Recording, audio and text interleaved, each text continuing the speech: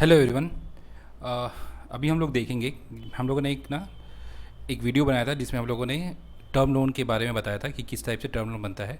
ठीक है, तो मैंने एक टर्म लोन का पेपर पूरा एक्सप्लेन किया था उस वीडियो में आप लोगों को। राइट नाउ उसका हम लोगों ने कुछ राइटअप लिखा है। राइटअप को मैं एक बार आपके सामने पढ़ता हूँ और पढ़ के एक बार एक्सप्लेन करते चल जाऊँगा। तो जब भी आप ये वीडियो देखो उससे पहले वो जो इससे पहले वाला जो टर्म लोन का जो वीडियो था वो ज़रूर देख लेना, क्योंकि उसमें मैंने अच्छे तरीके से एक्सप्लेन किया। उसमें से कुछ पॉइंट्स छूट गए थे जिसको इस बार हम लोग इस वीडियो में एक्सप्लेन कर रहे हैं, और वो विथ मैनुअल। ठीक है, तो स्टार्टिंग विथ करते हैं कि पेपर सबसे पहले बनाना कैसे है। सबसे पहले पेपर जो हम लोगों को स्टेप बाय स्टेप लेना है। ठीक है, सबसे पहले एक detail from data collector of term loan. ठीक है, हम लोग जो data collector of term loan है, ठीक है, उससे डिटेल उठाएंगे। वहाँ से हम लोग कोटेशन लेंगे क्लाइंट का। कोटेशन जैसे ही हम लोगों के पास आ जाता है, हम लोगों को ये पता चल जाता है कि लोन का रिक्वायरमेंट कितना है, और उससे हम लोग ईएमआई शीट बनाएंगे। ईएमआई शीट कैसे बनाना है हम लोगों ने उस वीडियो में बताया था। ईएमआई शीट के बाद हम लोग जाएंगे, 3 सीट हमारा था जो बैकएंड पे काम कर रहा था। वो था फिक्स एसेट का सीट, एनुअल सेल्स का बैकएंड सीट और बैलेंस शीट का बैकएंड सीट। तो सबसे पहले फिक्स एसेट का सीट बनेगा, उसके बाद एनुअल सेल्स का बैकएंड सीट बनेगा, उसके बाद बैलेंस शीट का बैकएंड सीट बनेगा। आप यहाँ पे देखोगे कि मैंने इसको B, balance sheet B, fix asset B और एनुअल सेल्स बी के नाम से डिनोट भी किया हुआ था। ठीक है, और उसमें उसे मैंने वो सारी चीज़ें बताई थी। और उसके बाद फिर हम लोग इसे रिफ्लेक्ट करेंगे इन ऑल प्रिंटेबल शीट्स। जो अदर प्रिंटेबल शीट्स हैं उस पर हम लोग रिफ्लेक्ट करेंगे, यानी किस पे रिफ्लेक्ट करेंगे, ये सारी जो शीट्स हैं इसमें हम लोग धीरे धीरे इन सारे डाटा को रिफ्लेक्ट करेंगे। फार्मूलाज पहले से लगे हुए हैं, सिर्फ हम लोगों को ये चेक कर लेना कि डाटाज जो हैं यहाँ पे कहीं फार्मूला कहीं गलत तो नहीं है। ठीक है, तो उसको सिर्फ चेक करना है। अच्छा, उसके बाद क्या है पॉइंट 2 में, check actual provisional and estimated year in all the sheets. ठीक है, होता क्या है मेनली कि हम लोगों ने यहाँ पे तो ईयर्स लिख लिए। ठीक है, यहाँ पे सही किया, बट हम लोग जो इतने सारे अलग अलग यहाँ पे सीट्स हैं, ठीक है, इसमें ये ईयर्स का बहुत बार गड़बड़ हो जाते हैं। ठीक है, तो यहाँ पे चेक कर लेना फार्मूला लगा हुआ है कि नहीं, या तो फार्मूला लगा देना, ऑटोमेटिक कनेक्ट हो जाएगा, तो आपको बार बार चेंज करने की ज़रूरत नहीं होगी। नहीं तो आप इसे चेक कर लेना कि एग्जैक्टली सेम ईयर से स्टार्टिंग होकर सेम ईयर में एंडिंग है कि नहीं। ये एक ज़रूरी पॉइंट है जिसे बैंक मैनेजर हमेशा नोट डाउन करते हैं, और इसे नहीं होने पे फिर हम लोगों को दिक्कत होता है, बाद में पेपर चेंज करना पड़ता है।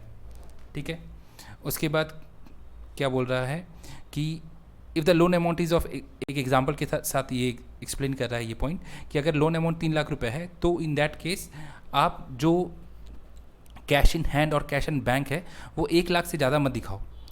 ठीक है, इन एस्टिमेटेड ईयर और year before the estimated year और एस्टिमेटेड ईयर। कहने का मतलब कि ये जो मान लो सपोज़ करो लोन अमाउंट यहाँ पे इस केस में तो लोन अमाउंट हमारा आपका 11 लाख का था। ठीक है, तो उनका क्या कहना है कि अगर 3 लाख के आसपास का लोन है तो लोन हमारा हो रहा है इस ईयर में यहाँ पे, तो इस ईयर में आप 1 लाख रुपए से ज़्यादा आप कैश इन हैंड और कैश एट बैंक नहीं दिखाओ, ना ही इस ईयर में ना ही इस ईयर में। बिकॉज अगर आपके पास पहले से अगर कैश है तो आप लोन क्यों ले रहे हो। ठीक है, तो कुछ कुछ पॉइंट्स हैं मैंने साथ में से एक्सप्लेन किया है यहाँ पे।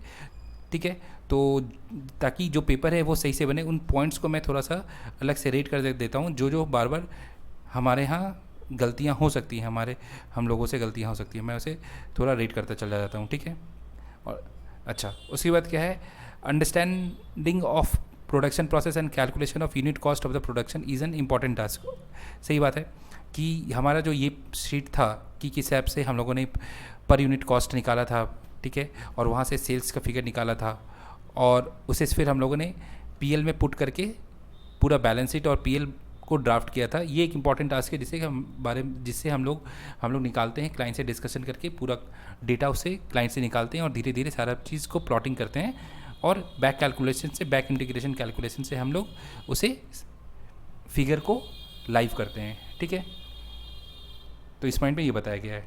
अच्छा, उसके बाद ask for the interest rate because some banks required that the project report should be prepare taking the interest rate as given by the bank. ठीक है, ये कभी कभी गलती होती है। क्या होता है कि बैंक्स बहुत बार टर्म लोन में बोलती है कि इंटरेस्ट रेट हम लोग बता देते हैं, आप उसी इंटरेस्ट रेट के हिसाब से ही काम करो। तो आप ट्राई करना कि हर बार जब भी प्रोजेक्ट रिपोर्ट बनाओ टर्म लोन का, उस केस में आप इंटरेस्ट रेट जो है वो पहले ही पूछ लो कि है कि मिला है कि नहीं बैंक की तरफ से। इनकेस अगर नहीं मिला तो कोई दिक्कत नहीं, अगर मिला है तो उस इंटरेस्ट रेट में हम लोग EMI शीट में डालेंगे और वहाँ से हम लोग कैलकुलेशन करेंगे, ठीक है। अच्छा, check for any previous loan, if there is any term loan और CC then ask for the proper paper so that the data of the same is also reflected in the paper, ठीक है। अच्छा, अगर कोई पुराना loan है तो हम लोगों को प्रॉपर पेपर लेके काम करना है। ऐसा नहीं कि हाँ कोई भी डिटेल के हिसाब से हम लोग काम कर लिए तो वो चीज़ काम नहीं करना है, ठीक है। तो प्रॉपर डिटेल के हिसाब से ही मतलब अगर कोई क्लाइंट पहले से ही टर्म लोन कुछ लिया हुआ है, बाइक लोन है या कार लोन है, और वो अभी एक्स्ट्रा लोन लेना चाह रहा है, तो पुराने लोन को भी आप अच्छे तरीके से रिफ्लेक्ट करोगे, उसे EMI शीट में डालोगे। EMI शीट्स या तो आप डिटेल मांग लोगे कि उनका लोन एज ऑन 31/3 कितना है और आगे आने वाले सालों में कितना होगा EMI शीट के थ्रू, या EMI शीट बना लोगे अपने से। और CC के हिसाब से जैसे CC का काम चलता है उसी हिसाब से CC का भी फिगर लिखोगे, ठीक है। अच्छा, क्योंकि यहाँ पे कुछ कभी कभी गलतियाँ होती है तो गलतियों वाला पार्ट मैं एज यूजुअल रेट कर दे रहा हूँ, ठीक है। अच्छा, check the printable format after you have done with data. Printable format में है कि नहीं है एक बार चेक कर लोगे, बिकॉज क्या है कि आप सिर्फ प्रोजेक्ट रिपोर्ट बना दोगे और यहाँ पे कोई अगर सिर्फ प्रिंट कर लेगा तो प्रिंटेबल फॉर्मेट नहीं रहेगा तो सारा का सारा प्रिंटिंग ख़राब हो जाएगा। तो इसलिए प्रॉपर प्रिंटेबल फॉर्मेट है कि नहीं ये चेक कर लेना। कंट्रोल F2 दाबना और प्रिंटेबल फॉर्मेट यहाँ पे आप देखोगे कि आराम से चेक हो जाएगा, ठीक है। और उसे प्रिंटेबल फॉर्मेट में करके रख लेना। अच्छा, उसके बाद क्या है, check all the ratios are under the prerequisite criteria. सारे रेशियोज़ जो है प्री रिक्विजिट, जैसे करेंट रेशियो 1.33 होता है, TUL/TNW विद इन द 3 होता है, और सब रेशियोज़ के प्री रिक्विजिट मुझे अभी एग्जैक्टली ध्यान में नहीं है, मैं आपको बता दूंगा, ठीक है। तो वो सारे ratios with in the criteria है कि नहीं वो पेपर में देख लेना है। ऐसा नहीं कि सिर्फ पेपर बना ली और वो रेशियोज़ पे हम लोग फोकस नहीं किए, ठीक है। अच्छा, नेक्स्ट पॉइंट बोल रहा है for a term loan of lakhs और अच्छा, एक बोल रहा है इसमें इस पॉइंट में कि अगर टर्म लोन जैसे सपोज करो 5 लाख या 5 लाख से कम का है, 5 लाख से कम का है, ठीक है, for less than 5 lakh, then in that case क्या करते हैं हम लोग कि बहुत ज़्यादा हम लोग अटेंशन देके नहीं भी बनाते हैं तो कोई दिक्कत नहीं है।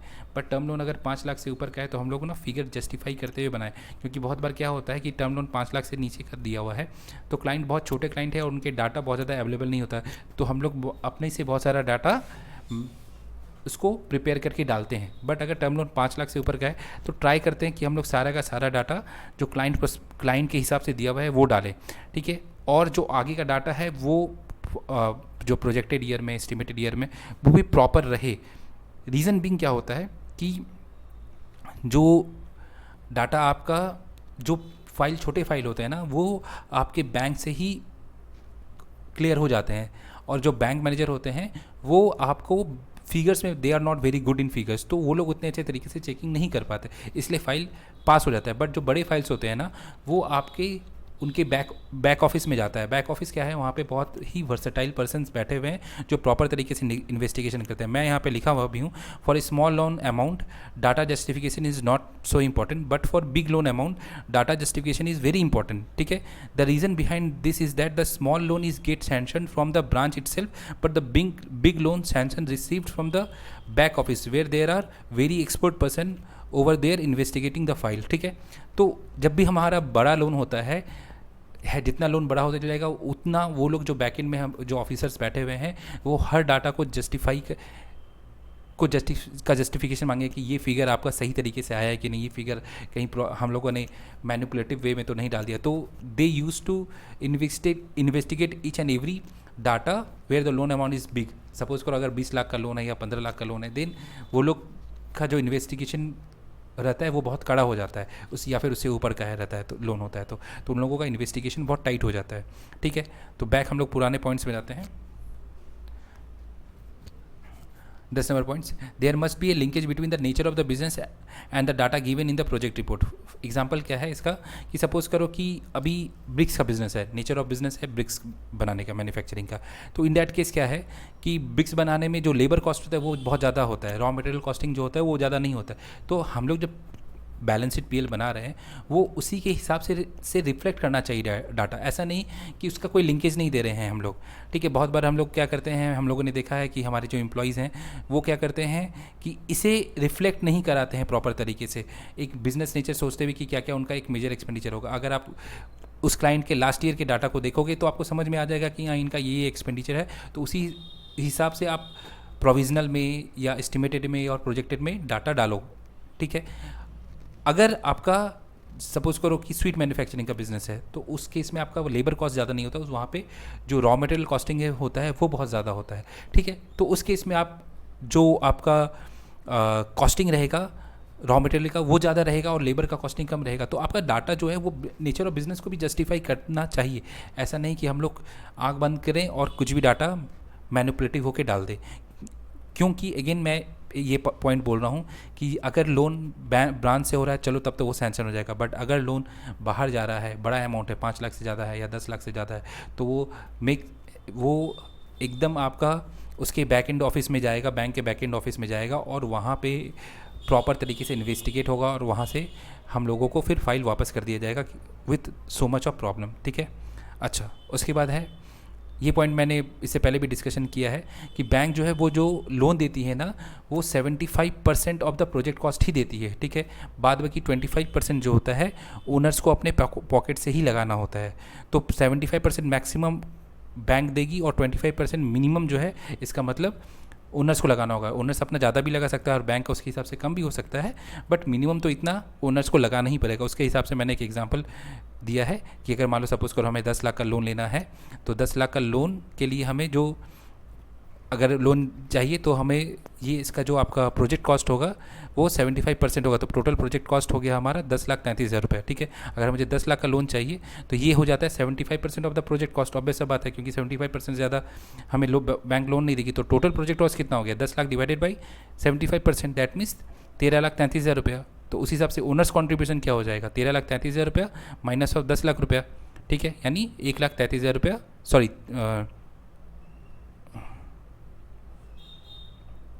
यहाँ पे फिगर थोड़ा सा गलत है, ये 3 लाख हो जाएगा, ठीक है, 3,33,333 का फिगर हो जाएगा, ठीक है, तो वो फिगर हो जाएगा। अच्छा, उसके बाद क्या है, calculation of working capital from annual sales sheet, ठीक है। तो ये जो एनुअल सेल्स शीट है यहीं से आपका वर्किंग कैपिटल का कैलकुलेशन होगा, जो मेरे अर्लियर वीडियो है टर्म लोन का, उसमें मैंने एक्सप्लेन किया है कि किस तरीके से वो होता है, वो आप वहाँ पर देख लोगे, ठीक है। अच्छा, उसके बाद बोल रहा है you must have the knowledge of cash flow. Since यहाँ पे कैश फ्लो बनता है तो आपको प्रॉपर कैश फ्लो का नॉलेज होना चाहिए, ठीक है। ऐसा नहीं कि आप कैश फ्लो का नॉलेज नहीं रखे और ये बैलेंस मिला लोगे कि ये बैलेंस आपका बैलेंस शीट के से मिल रहा है कि नहीं, कैश एंड बैंक से, ठीक है। तो यहाँ पे इस केस में आपका आराम से मिल रहा है। अच्छा, उसके बाद check the cover page, name, loan amount, year etcetera, ठीक है। तो कवर पेज में हम लोग क्या कर रहे हैं कि ये जो सारा डाटा है, ठीक है, ये सही सही आया हुआ है कि नहीं। तो बहुत बार क्या होता है कि सिंस दूसरे क्लाइंट का हम लोग कॉपी कर रहे होते हैं, तो डाटा जो होता है वो ओरिजिनल डाटा जो कॉपी किया हुआ जो रहता है वो हम लोग किसी और का चला जाता है। तो ये सब चेकिंग कर लोगे, ये सही सही पैन नंबर है कि नहीं, नाम सही है कि नहीं, यहाँ पे कितना लाख का लोन का रिक्वायरमेंट है वो लिखा हुआ है कि नहीं, यहाँ एस्टिमेटेड प्रोजेक्टेड जो जितने जितने सालों का है वो सारी चीज़ें लिखी हुई हैं कि नहीं, तो वो सब चीज़ चेकिंग कर लोगे, ये सब चीज़ छोड़ोगे नहीं। अच्छा, उसके बाद where the ratios is not applicable and formula is placed over there because of which data shows जो एरर का नोटिफिकेशन के साथ आता है वो दिखाता है। तो in that case we must write not applicable over there, ठीक है। मेरे बोलने का मतलब क्या है, सपोज करो ये DSCR का फॉर्मूला है, ठीक है। अभी जैसे इस टाइम पे DSCR इज़ नॉट एप्लीकेबल, ठीक है, बट यहाँ पे जैसे मैंने यहाँ पे तो हटा दिया, अभी जैसे मैं यहाँ पे करूँगा तो ये इस टाइप का एरर का मैसेज आ रहा है, ठीक है। तो इस केस में अभी हम लोगों को क्या करना है कि अगर मैं ऐसे छोड़ के दे रहा हूँ that is not so much presentable, तो आप क्या करोगे, इसको नॉट एप्लीकेबल लिख दोगे। अल्टीमेटली ऑब्वियसली यहाँ पे तो नॉट एप्लीकेबल है ना, DSCR इस ईयर में तो एप्लीकेबल नहीं है, क्योंकि जिस साल से लोन लिए और रिपेमेंट हो रहा है उस साल से DSCR एप्लीकेबल है, ठीक है। तो इस लोन हम लोगों ने तो 2023 में लिया है, तो इस साल से DSCR एप्लीकेबल था हमारा। तो सिंस फार्मूला हमारा स्टार्टिंग ईयर से हम लोग लेके रखे हुए रहते हैं, तो हम लोग यहाँ पे नॉट एप्लीकेबल लिख देंगे ताकि इट मस्ट बी प्रेजेंटेबल, ठीक है, ओके। अच्छा, ये पॉइंट बहुत इंपॉर्टेंट है बिकॉज ये बैंक मैनेजर ये सब पॉइंट निकालते हैं, मैं इसको बताऊंगा ये रीज़न क्योंकि बैंक मैनेजर ये सब सारे पॉइंट निकालते हैं, ठीक है। अच्छा, check the formula of average DSR, it is as it is little tricky. Average DSR एक बार चेक कर लोगे इसका फार्मूला क्या होता है, बिकॉज बहुत बार गलती होती है, ठीक है। अच्छा, if the loan is taken in the middle of the year then EMI payment is started from the next month in which the loan amount is receive, ठीक है। Thus the outstanding balance and interest is calculated on the remaining year and not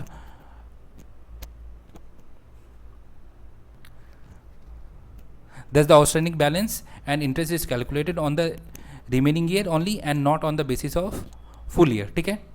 तो बोला क्या है simply, जैसे suppose करो अभी right now देखो यहाँ पे आपका डेट देखोगे तो आपका 6 जून चल रहा है, सॉरी 9 जून चल रहा है, ठीक है। तो 9 अगर जून चल रहा है, अगर मान लो अभी कोई प्रोजेक्ट रिपोर्ट बना रहे हैं, तो प्रोजेक्ट रिपोर्ट बना रहे हैं तो ये तो अप्रैल में ही तो हमारा निकल गया। तो किसी को भी अगर लोन देंगे तो वो जून में देंगे, जुलाई से उसका आपका EMI स्टार्ट होगा। तो पहला तो 3 महीना हमारा चला गया। तो जब भी EMI शीट बनेगा तो वो 3 महीना तो हम लोग कंसिडर नहीं करेंगे, और पहले साल में हमारा जो रिपेमेंट ऑफ लोन होगा वो 9 ही मंथ होगा उस हिसाब से। तो पहले साल में 9 EMI ही गया, तो 9 EMI गया तो उसके हिसाब से 9 मंथ का ही इंटरेस्ट होगा और उसी हिसाब से हमारा आउटस्टैंडिंग बैलेंस होगा। तो ही मैं इसमें समझाने की कोशिश कर रहा हूँ कि ये चीज़ पॉइंट रहता है, ये पॉइंट हमारा बहुत बार गलती हो सकता है, तो इसे मैं अगेन रेट कर दे रहा हूँ, ठीक है। अच्छा, year after the loan taken while preparing the balance sheet there might be increase in liability side due to profit, it should be managed with increase in fixed asset। मतलब कहने का मतलब सिंपल सा बात है कि आप जिस साल लोन ले लेते हो उसके बाद क्या होता है ना कि आपका हो सकता है ना प्रॉफिट के कारण ये पोर्शन आपका इंक्रीज़ होता रहे। तो हम लोग इसको मैनेज कैसे करेंगे, आप 4-5 आइटम है, इन्वेस्टमेंट बढ़ा दो यार, कभी एडवांस टू सप्लायर बढ़ा दो, थोड़ा डेटा बढ़ा दो, स्टॉक बढ़ा सकते हो, कुछ फिक्स एसेट बढ़ा सकते हो। तो थोड़ा थोड़ा अलग अलग टाइप से मैनेज कर लोगे। ऐसा नहीं कि सिर्फ एक ही किसी पार्ट में आप सारा का सारा पैसा दिखा रहे हो और बैलेंस शीट देखने में अच्छा नहीं लग रहा। हो सकता है तो आप ड्राइंग बढ़ा दोगे, ठीक है। तो थोड़ा क्रिएटिव होकर काम करोगे ताकि बैलेंस शीट देखने में थोड़ा सा रीजनेबल लगे, थोड़ा सा यूनिफॉर्म लगे। ऐसा ना लगे कि आप एडवांस टू सप्लायर बहुत ज़्यादा बढ़ा दिए और देखने में बहुत अलग टाइप का लग रहा है कि यार इतना ज़्यादा तो एडवांस टू सप्लायर इस बिज़नेस में होता नहीं है, तो इस बिज़नेस में इतना ज़्यादा एडवांस टू सप्लायर चलता नहीं है, तो ये देखने में अच्छा नहीं लगेगा। भले ही मैं एसेट में भरा सकता था, बट मेहनत ना करने के कारण क्या करते हैं लोग कि उसे एडवांस टू सप्लायर में बढ़ा देते हैं। तो that is very wrong thing, ठीक है। इतना ज़्यादा एडवांस टू सप्लायर अगर उस बिज़नेस में एप्लीकेबल नहीं है तो उस बिज़नेस में हम नहीं दिखा सकते एडवांस टू सप्लायर उतना ज़्यादा, ठीक है। तो ये थोड़ा सा तरीके से मैनेज करोगे, ठीक है। इससे भी मैं ये कर देता हूँ बिकॉज यहाँ थोड़ा सा मैनेज करने में दिक्कत होता है और लोग थोड़ा सा इसमें काम चोरी करने की कोशिश करते हैं। अच्छा, each loan is given for a purpose and for this money receive should be used in only that purpose, ठीक है। तो हम लोग पेपर में दिखाएंगे कि जिस पर्पस के लिए हम लोग लोन मिल रहा है, हम लोग उसी पर्पस के लिए ही हम लोगों ने वो पैसे को खर्च किया है, ठीक है। तो यानी कंपैरिजन करेंगे last year to this year, तो उतना जो इंक्रीज़ हुआ होगा एसेट में, मान लो स्टॉक में अगर पैसा मिला, स्टॉक के लिए पैसा मिला तो उतना से इंक्रीज़ हो जाना चाहिए हमारा स्टॉक। वर्किंग कैपिटल के लिए मिला तो उतना से इंक्रीज़ हो जाना चाहिए हमारा वर्किंग कैपिटल। तो वो चीज़ हम लोगों को देखते हुए काम करना है कि जिस पर्पस के लिए हमें पैसा मिला वो पर्पस हम लोगों ने प्रॉपर फुलफ़िल किया कि नहीं किया, ठीक है।